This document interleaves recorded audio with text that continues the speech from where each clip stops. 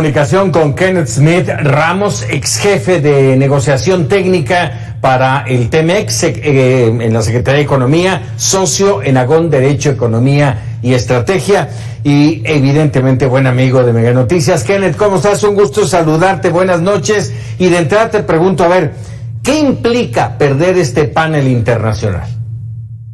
Muy buenas noches, Paco. Muchas gracias por la invitación, como siempre. Mira, lo que te puedo decir es que es un fallo que ya se esperaba, lo hemos comentado, yo creo, desde que salió el decreto en 2020 y luego su actualización en el 2023, que México llevaba todas las de perder porque no existe evidencia científica a nivel nacional ni a nivel internacional, que es lo más relevante en este caso, de que el consumo de productos de la biotecnología agrícola puedan causar daño a la salud humana. Y en las reglas del TEMEC, en el capítulo 9 sobre medidas sanitarias y fitosanitarias, en las reglas de la Organización Mundial de Comercio, se establece que únicamente puedes establecer barreras al comercio de productos agroalimentarios si tienes evidencia de que su consumo puede causar un daño severo a la salud humana, a la salud animal o vegetal. Cuando no la hay, no tienes justificación. Como lo dijo el panel, estás violando el capítulo de medidas sanitarias y fitosanitarias y el de acceso a mercado.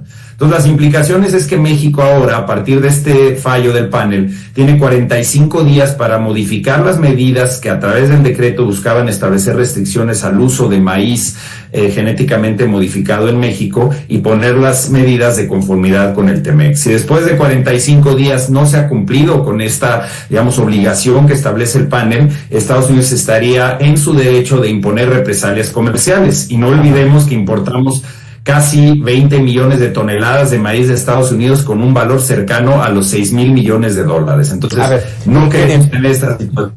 En esta parte, déjame interrumpirte un momento. Hablas de que 45 días y si México no cumple, Estados Unidos tendría la posibilidad de sanciones, en fin. Yo te pregunto, en esto se gana y se pierde, Kenneth. Hace apenas unos meses, si no mal recuerdo, ganamos México y Canadá el tema de las reglas de origen automotrices, y estas no se han aplicado en Estados Unidos. Que emite el gobierno de México el día de hoy señalan que aunque no están de acuerdo con la decisión del panel, van a acatar esta decisión. Yo creo que es una muy buena postura por parte del gobierno de México en el sentido de mantener la credibilidad y solidez del mecanismo de solución de disputas del TEMEC, y hacen referencia al caso automotriz que ganó México. Ahí hay que recordar que en la administración pasada el gobierno de México ni el de Canadá todavía problemas. Esta cuestión tanto en el aire. Yo creo que el gobierno de México tiene toda la justificación para insistir ahora en este nuevo gobierno de la presidenta Sheinbaum, que Estados Unidos también tiene que cumplir con aquel fallo del panel que nos dio la razón tanto a México como a Canadá en reglas de origen del sector automotriz. Ahora, este panel hablaba de la importación de maíz transgénico. ¿Qué implica que ahora México diga, ¿saben qué? Ok, sí, vamos a cumplir, pero a partir del año que entra vamos a prohibir la siembra de maíz transgénico en México? ¿Qué implica para México?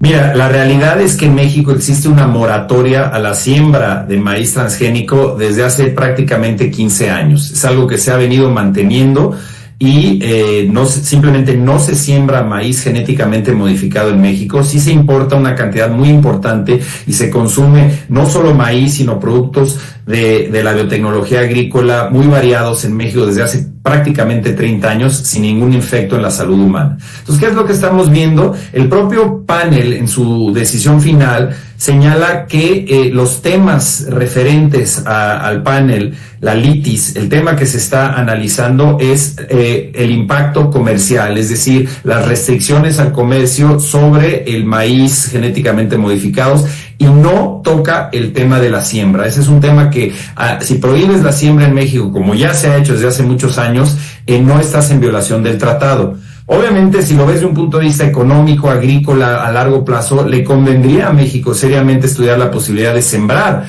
maíz genéticamente modificado y otros productos de la biotecnología agrícola en México, porque tienes mecanismos para tener trazabilidad y asegurar que no se mezcle con producto que no es genéticamente modificado, etcétera. Pero ya sabemos que hoy en día la posición del gobierno de México es prohibir la siembra, mantener esta moratoria a la siembra. Eso no viola el tratado. Lo más importante aquí es que, derivado del fallo del panel, no solo se quite este decreto que establece restricciones al uso del maíz, pero también tú recordarás que hay una iniciativa de reforma constitucional Obrador para prohibir por completo la importación de maíz genéticamente modificado. Esperemos que con este fallo no solo se elimine el decreto de restricciones, sino también se retire esta iniciativa de reforma constitucional, que en realidad es peor que el decreto. O sea, estaríamos poniéndonos de pechito, por así decirlo, para represalias de Estados Unidos. Es correcto. Ahora, nada más para que nuestra audiencia, e incluido yo, por supuesto, quedemos muy claro. Cuando hablamos de este maíz transgénico, ¿estamos hablando de maíz que consumimos los humanos?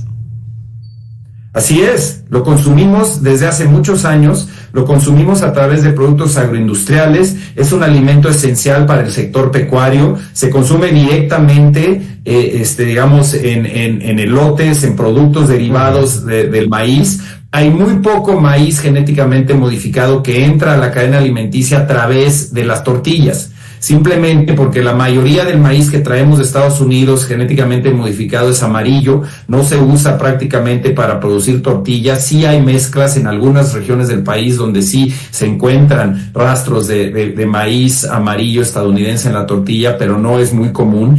De hecho, es un nicho de mercado pequeño.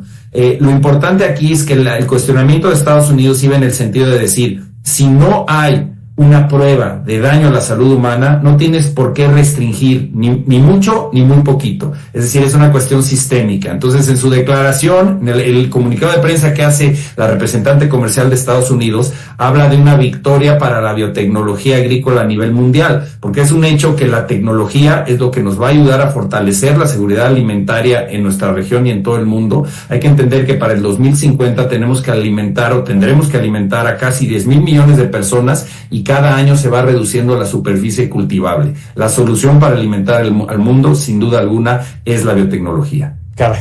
Kenneth Smith, como siempre, agradecido de que nos regales unos minutos aquí en Mega Noticias y bueno, aprovecho también para desearte felices fiestas. Muchísimas gracias, Paco. Igualmente, felices fiestas y lo mejor para el 2025. Muchísimas gracias.